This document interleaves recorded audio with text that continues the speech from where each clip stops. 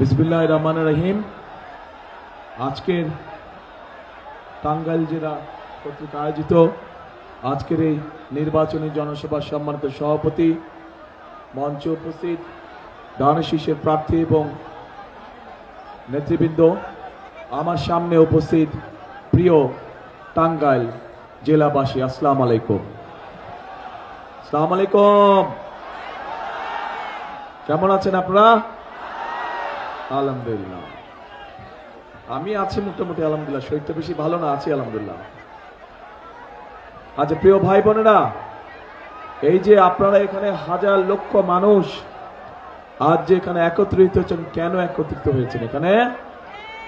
এখানে একত্রিত হয়েছেন যে আজ আমাদের একটি নির্বাচনী জনসভা। কোন নির্বাচনী জনসভা? যেই নির্বাচনটি ইনশাআল্লাহ আগামী মাসের 12 তারিখে এই বাংলাদেশে অনুষ্ঠিত হতে যাচ্ছে। সেই নির্বাচনী উপলক্ষে একটি জনসভা, তার একটি জনসভা আজ এখানে। এখন এই যে নির্বাচনটি, আপনারা যারা এই মাঠের আশপাশ দিয়ে বহু লক্ষ মানুষ দাঁড়িয়ে আছেন, এই মঞ্চের সামনে কতগুলো মানুষ এখানে বসে আছে, কতগুলো পরিবার এখানে বসে আছে। এই পরিবারগুলোর বিভিন্ন সদস্য গত 15-16 বছরে এবং বিশেষ করে গত জুলাই আগস্ট মাসে অনেক সদস্য শহীদ হয়েছেন। গত 15-16 বছরে এইখানে উপস্থিত পরিবারগুলোর অনেক সদস্য গুম, হত্যা, খুন, গায়েবী মামলা, মিথ্যে মামলা সহ বহু অত্যাচার নির্যাতনের শিকার হয়েছে। কিন্তু অত্যাচার নির্যাতনের শিকার হওয়ার পরেও, গুম খুনের শিকার হওয়ার পরেও বিএনপির নেতাকর্মী সহ সমাজের বিভিন্ন মানুষ, দলমত নির্বিশেষে বিভিন্ন মানুষ গত 5ই আগস্ট রাজপথে নেমে এসেছিল এবং রাজপথে নেমে এসে এই বাংলাদেশের ইতিহাসে একটি পরিবর্তন ঘটিয়েছে। এই বিষয়টা জানেন তো আপনারা নাকি? ধারণা আছে? অবশ্যই আছে, কারণ এই পরিবর্তনটি বাংলাদেশের ইতিহাস সাথে ওতপ্রোতভাবে সম্পর্কিত। এখন প্রিয় ভাই বোনেরা, সেই পরিবর্তনের অংশ হিসেবেই যে এই যে পরিবর্তনটি হয়েছে, এই যে যেই মানুষগুলো আমাদের বহু লোক, হাজারো নেতাকর্মী সহ অন্য রাজনৈতিক দল সহ বিভিন্ন রাজনীতি করেন এমন মানুষও গুম খুনের শিকার হয়েছে, নির্যাতনের শিকার হয়েছে। কিন্তু এই মানুষগুলো কিসের জন্য যুদ্ধ করেছিল, সংগ্রাম করেছিল? এই মানুষগুলো সংগ্রাম করেছিল এই যে এখানে হাজার লক্ষ মানুষ আপনারা একত্রিত হয়েছেন, যারা সাধারণ মানুষ হিসেবে পরিচিত, যাদের ভোটের অধিকার গত 16 বছর যাবৎ কেড়ে নেওয়া হয়েছিল, কথা বলার অধিকার কেড়ে নেওয়া হয়েছিল, অর্থনৈতিক স্বাধীনতার অধিকার কেড়ে নেওয়া হয়েছিল। সেই অধিকারকে বাস্তবে রূপ দেওয়ার জন্য ওই মানুষগুলো তাদের জীবনকে উৎসর্গ করেছিল। প্রিয় ভাই বোনেরা, 12 তারিখ সেই দিন হাজির হয়েছে এবং 12 তারিখে আপনারা বাংলাদেশের মানুষের ভাগ্যের পরিবর্তন করতে পারেন সঠিক ব্যক্তির পক্ষে রায় প্রদানের মাধ্যমে, সঠিক মার্কার পক্ষে রায় প্রদানের মাধ্যমে। কারণ এই যে গত 5ই আগস্ট যে পরিবর্তন হয়েছে, এটি শুধু রাজনৈতিক পরিবর্তন হলে চলবে না। এই পরিবর্তনটি হতে হবে মানুষের ভাগ্য পরিবর্তনের দিন হিসাবে। 12 তারিখের নির্বাচন শুধু নির্বাচনের দিন হলে চলবে না, এই নির্বাচনের দিনটি হতে হবে মানুষের ভাগ্য পরিবর্তনের দিন। এবং সেই জন্যই বাংলাদেশের ইতিহাসে এই নির্বাচনটি একটি অন্যতম গুরুত্ব বহন করে। প্রিয় ভাই বোনেরা, স্বাভাবিকভাবেই গত 15-16 বছর আমরা দেখেছি আমাদের সারা বাংলাদেশে গ্রামে গঞ্জে আনাচে কানাচে মানুষ বিভিন্নভাবে বঞ্চিত হয়েছে। এলাকার উন্নয়ন থেকে, মানুষের বিভিন্ন দাবি দাওয়া থেকে তারা বঞ্চিত হয়েছে। আমরা দেখেছি ঢাকা শহর সহ কিছু বড় বড় শহরে কিছু মেগা প্রজেক্ট হয়েছে, কিন্তু একই সাথে আমরা দেখেছি মেগা প্রজেক্টের নামে মেগা দুর্নীতিও হয়েছে। সেই সময় আমরা যেমন খুন দেখেছি, গুম দেখেছি, মিথ্যে মামলা দেখেছি, গায়েবী মামলা দেখেছি, ঠিক একইভাবে আমরা প্রচন্ড রকম দুর্নীতিও দেখেছি, মেগা মেগা দুর্নীতি দেখেছি আমরা সেই সময়। প্রিয় ভাই বোনেরা, এই অবস্থার পরিবর্তনের সময় চলে এসেছে। এই অবস্থার পরিবর্তন করতে হবে। কিন্তু এই অবস্থার পরিবর্তন যদি করতে হয়, ঠিক 5 তারিখে দল মত নির্বিশেষে বাংলাদেশের জনগণ যেমন রাজপথে নেমে এসেছিল, ঠিক একইভাবে আগামী 12 তারিখের নির্বাচনে আপনারা যারা ভোটার, আপনাদের সকলকে ভোট কেন্দ্রে নেমে আসতে হবে। কারণ আমরা যদি 5 তারিখে সেই পরিবর্তনকে যদি আমরা চালু না রাখি, অর্থাৎ 12 তারিখে ভোট দিয়ে যদি আমরা গণতন্ত্রকে শক্তিশালী ভিত্তির উপরে প্রতিষ্ঠিত করতে না পারি, তাহলে আমরা যে গণতন্ত্রের ভিত্তি রচনা করতে যাচ্ছি, যেই গণতন্ত্র সুশাসন নিশ্চিত করবে, যেই গণতন্ত্র মানুষের অধিকার বাস্তবায়ন করবে, যে গণতন্ত্র মানুষের ভাগ্যের পরিবর্তন করবে, সেই গণতন্ত্র আবার বাধাগ্রস্ত হবে। সেই গণতন্ত্র যদি বাধাগ্রস্ত না হয়, 12 তারিখের নির্বাচনের মাধ্যমে যাতে গণতন্ত্র প্রতিষ্ঠিত করা যায়, জনগণের নিকট জবাবদিহিমূলক সরকার প্রতিষ্ঠিত করা যায়, তার জন্য জনগণকেই সামনে এগিয়ে আসতে হবে। কারণ এই বাংলাদেশ কিভাবে চলবে, কিভাবে চলবে না, বাংলাদেশে কি হবে হবে না, তার সিদ্ধান্ত নেবার মালিক এই দেশের জনগণ। কারণ এই দেশের মালিকই হচ্ছে এই দেশের জনগণ। প্রিয় ভাই বোনেরা, আমরা রাজনৈতিক দল হিসাবে আমাদের প্রার্থীরা আপনাদের সামনে তাদের স্ব এলাকার বিভিন্ন দাবি উপস্থাপন করেছে, যে 12 তারিখে আপনারা ধানের শীষকে নির্বাচিত করলে ইনশাল্লাহ 13 তারিখে ধানের শীষ তথা বিএনপির সরকার গঠিত হলে আপনাদের এলাকার যে দাবিগুলো আছে পর্যায়ক্রমিকভাবে সেই উন্নয়নমূলক কাজগুলো আমরা শুরু করব। প্রিয় ভাই বোনেরা, এই টাঙ্গাইল অঞ্চল একটি অত্যন্ত ঐতিহ্যবাহী অঞ্চল। এই টাঙ্গাইলের শাড়ি আছে, বিভিন্ন রং ডিজাইনের শাড়ি আছে। এই শাড়িকে আমরা যদি চেষ্টা করি, পরিকল্পিতভাবে আমরা উদ্যোগ গ্রহণ করি, তাহলে বাংলাদেশের গার্মেন্টসের জামা কাপড় যেরকম বিদেশে পাওয়া যায়, এই শাড়িকেও আমরা একইভাবে বিদেশে রপ্তানি করতে পারবো। প্রিয় ভাই বোনেরা, এই টাঙ্গাইল থেকে টুপি পৃথিবীর বিভিন্ন দেশে যায়। যে নামাজ পড়ি, যে আমরা নামাজ পড়ার সময় যে টুপি, এই টুপি এই টাঙ্গাইলে তৈরি হয় এবং এই টুপি পৃথিবীর বিভিন্ন দেশে যায়। আমরা যদি উদ্যোগ গ্রহণ করি, এই টুপিতে যারা কাজ করে আরো বহু সংখ্যক মানুষ এখানে কর্মসংস্থানের ব্যবস্থা করতে পারবো। অর্থাৎ টাঙ্গাইলকে আমরা পরিকল্পিতভাবে, একটু আগে টুকু যেই কথা বলল, টাঙ্গাইলকে পরিকল্পিতভাবে আমরা পর্যায়ক্রমিকভাবে শিল্পের শহরে পরিণত করতে পারবো। পাশেই রয়েছে আমাদের যমুনা নদী। কাজে আমরা সেই যমুনা নদী যদি বাঁধ নির্মাণ করতে পারি এবং সেখানকার মাধ্যমে যদি আমরা এই মাল আনা নেওয়া করতে পারি একইভাবে, তাহলে স্বাভাবিকভাবে কম খরচে এখানে যারা মিল কারখানা স্থাপন করবে তারা তাদের জিনিসপত্র সেই নদীপথে আনা নেওয়া করতে সক্ষম হবে। প্রিয় ভাই বোনেরা, আমি বরাবরই বলে থাকি যে বাংলাদেশের প্রত্যেকটি অঞ্চলের নিজস্ব একটি বৈশিষ্ট্য রয়েছে। এই বৈশিষ্ট্যগুলোকে যদি আমরা সামনে নিয়ে আসতে পারি, এই বৈশিষ্ট্যগুলো শত শত বছর ধরে টিকে আছে। কাজে এই বৈশিষ্ট্যগুলোকে যদি সঠিক পরিকল্পনার মধ্যে আমরা তুলে ধরতে পারি, তাহলে এই বৈশিষ্ট্যগুলোর উপরে ভিত্তি করে আমরা প্রত্যেকটি এলাকার পরিবর্তন ঘটাতে সক্ষম হব এবং এই এলাকার পরিবর্তন, এই পরিবর্তনগুলি ঘটাতে সক্ষম হলেই মানুষের, ওই এলাকার মানুষের ভাগ্যের পরিবর্তন ঘটানো সম্ভব হবে। প্রিয় ভাই বোনেরা, এই এলাকার আনারস, প্রচুর আনারস হয় এই এলাকায়, আপনাদের এলাকায়। এই আনারসকে কিভাবে আমরা বিভিন্ন জুস থেকে শুরু করে বিভিন্ন বিষয়ে রূপান্তর করে আমরা কিভাবে বিদেশে রপ্তানি করতে পারি, সেই বিষয়ে আমাদের পরিকল্পনা আছে। প্রিয় ভাই বোনেরা, নতুন করে এই অঞ্চলে একটি ফসল উৎপাদিত হওয়া শুরু করেছে, অর্থাৎ সম্ভাবনা দেখা দিয়েছে। কি সেটি পাট শিল্প। পাট শিল্পের এখানে নতুন করে সম্ভাবনা দেখা দিয়েছে। এই পাট শিল্পকে ঘিরেও আমরা এখানে অনেক ধরনের মিল কলকারখানা তৈরি করতে পারবো, যেগুলোর মাধ্যমে আমরা বহু মানুষের কর্মসংস্থানের ব্যবস্থা করতে পারবো। দরকার শুধু আমাদের পরিকল্পনা, দরকার শুধু সঠিক মানুষকে সঠিক জায়গায় নিয়োগ প্রদান করা। প্রিয় ভাই বোনেরা, কাজেই আমরা যদি সকলে মিলে কাজ করি, সকলে মিলে যদি পরিকল্পনা গ্রহণ করি, ইনশাআল্লাহ তাহলে অবশ্যই শুধু টাঙ্গাইল নয়, আমাদের সারা বাংলাদেশে আমরা আমাদের কাঙ্ক্ষিত পরিবর্তন আনতে সক্ষম হব।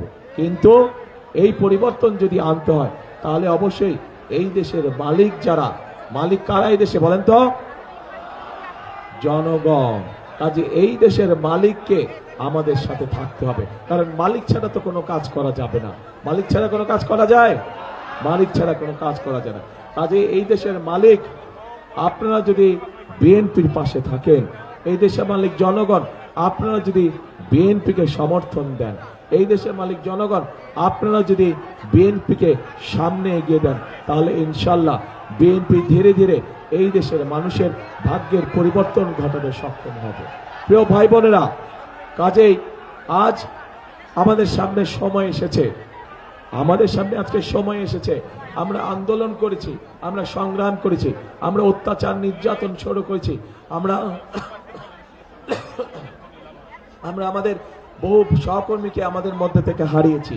এখন আমাদেরকে গঠন করতে হবে আমাদের দেশ, পুনর্গঠন করতে হবে আমাদেরকে আমাদের বাংলাদেশ। কারণ এই বাংলাদেশকে যদি আমরা পুনর্গঠন করতে না পারি তাহলে সবচেয়ে বেশি ক্ষতিগ্রস্ত হবে এই বাংলাদেশের মানুষ।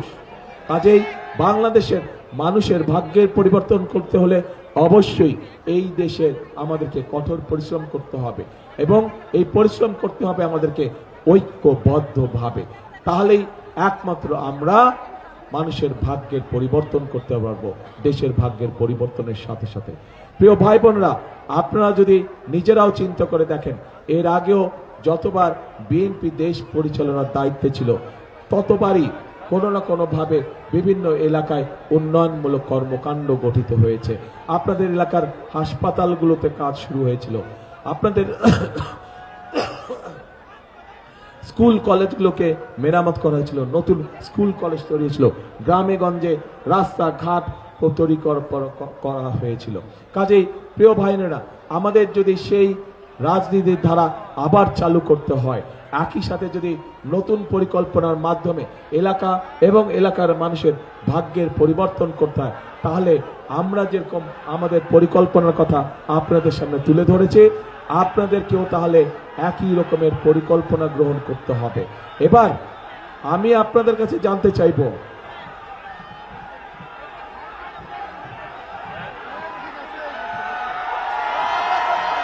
এবার মন দিয়ে কথা শুনতে হবে আমার। এতক্ষণ আমার কথা শুনেছেন আপনারা? আচ্ছা, এখন আমি আপনাদের কাছে জানতে চাইব, এই যে আমি কথা বললাম আমি কিভাবে কি করতে চাই, আগামী দিনে ইনশাল্লাহ বিএনপি সরকার গঠন করলে আমরা কিভাবে কি করতে চাই, কয়েকটি কিছু কথা আপনাদের সামনে তুলে ধরেছি। এর মধ্যে আরো কিছু বিষয় আছে, যেমন এর মধ্যে নিশ্চয়ই আপনারা শুনেছেন যে আমরা এই দেশের মা বোনদেরকে স্বাবলম্বী হওয়ার জন্য আমরা তাদের কাছে ফ্যামিলি কার্ড তুলে দিতে চাই। এই দেশের কৃষক ভাইদেরকে স্বাবলম্বী করার জন্য আমরা কৃষক ভাইদের হাতে কৃষি কার্ড তুলে দিতে চাই। এই দেশের কৃষক ভাইদেরকে সহযোগিতা করার জন্য এই মুহূর্তে 10,000 টাকা পর্যন্ত যাদের কৃষি লোন আছে, ইনশাল্লাহ 13 তারিখে বিএনপি সরকার গঠন করলে 10,000 টাকা পর্যন্ত কৃষি লোন আমরা সুদ সহ মওকুফ করে দিতে চাই। আমরা শুধু এই কাজগুলো নয়, এই কাজগুলোর পাশাপাশি আমরা মানুষের ঘরে ঘরে, বিশেষ করে মা বোন এবং শিশুরা যাতে ছোটখাটো অসুখ বিসুখের চিকিৎসা ঘরে বসে করতে পারে, সেই জন্য আমরা ধীরে ধীরে তাদের দোরগোড়ায় চিকিৎসা সেবা পৌঁছে দিতে চাই। একই সাথে আমরা আরেক শ্রেণীর মানুষের জন্য ব্যবস্থা করতে চাই, সম্মানের ব্যবস্থা করতে চাই। এই বাংলাদেশে আমাদের এই সমাজে আমাদের মসজিদ মক্তবের খতিব সাহেবরা আছেন, ইমাম সাহেবরা আছেন, মুয়াজ্জিম সাহেবরা আছেন, এর বাইরেও অন্য ধর্মেরও যারা বিভিন্ন ধর্মীয় ব্যক্তি আছেন, ধর্মীয় গুরু আছেন, এই সকল মানুষদের কাছে আমরা তাদেরকে সরকারের পক্ষ থেকে প্রতি মাসে সহযোগিতা একটি সম্মানের ব্যবস্থা করতে চাই। প্রিয় ভাই বোনেরা, এইভাবে আমরা প্রত্যেকটি শ্রেণী পেশার মানুষের পাশে এসে দাঁড়াতে চাই। এই হচ্ছে আমাদের সংক্ষেপে পরিকল্পনা। আমরা আগামী দিনে কিভাবে, ভাই স্লোগান পরে দাও না, ভাই স্লোগান পরে দাও। এই স্লোগান যে দিচ্ছে এই হচ্ছে গুপ্ত, মিটিং ডিস্টার্ব করার জন্য এসছে গুপ্ত। হ্যাঁ দেখতে চাই, দেখেছ? ঠিক আছে। তো এখন এই জন্য আমি বলেছি ভাই, আমার পরিকল্পনা দেশ কিভাবে গঠন হবে সেই পরিকল্পনার কথা আপনাদের সামনে তুলে ধরেছি। হইচই করলে কথা বলবো না ভাই, হইচই করলে কথা বলা যায় না, আজ চুপ শান্ত হতে হবে। আমরা কিভাবে দেশ পরিচালনা করতে চাই সেই কথা আপনাদের সামনে সংক্ষেপে আমি তুলে ধরেছি। কারণ আমাদের হাতে পরিকল্পনা রয়েছে, যেই পরিকল্পনার মাধ্যমে আমরা এই দেশের মানুষের ভাগ্যের পরিবর্তন ঘটেছে। কিন্তু কিন্তু কিন্তু একটি রয়ে গেছে বড় কিন্তু। সেই কিন্তুটি হচ্ছে ওই যে জিজ্ঞেস করলাম আপনাদের পরিকল্পনা কি, জনগণের পরিকল্পনা? আমাদের পরিকল্পনা তো বললাম, আপনাদের পরিকল্পনা কে? বুঝি না, কিচ্ছু বুঝি না। ধানের শেষ কে? ধানের শেষ কে ভাই? ধানের শেষ আপনাদের পরিকল্পনা? ইনশাআল্লাহ, ইনশাআল্লাহ। ওই যে পিছনে মানুষগুলো, আপনাদের পরিকল্পনা কি? ধানের শেষ? ইনশাআল্লাহ, ইনশাআল্লাহ। তাহলে প্রিয় ভাই বোনেরা, আমিও আস্তে আস্তে আস্তে দাঁড়া ভাই, এত ইমোশনাল হলে চলবে না তো। ইমোশনকে কন্ট্রোল করতে হবে, এত ইমোশনাল হলে চলবে না। বসেন, একটু ধীর হয়ে বসেন, শান্ত হয়ে বসেন। প্রিয় ভাই বোনেরা,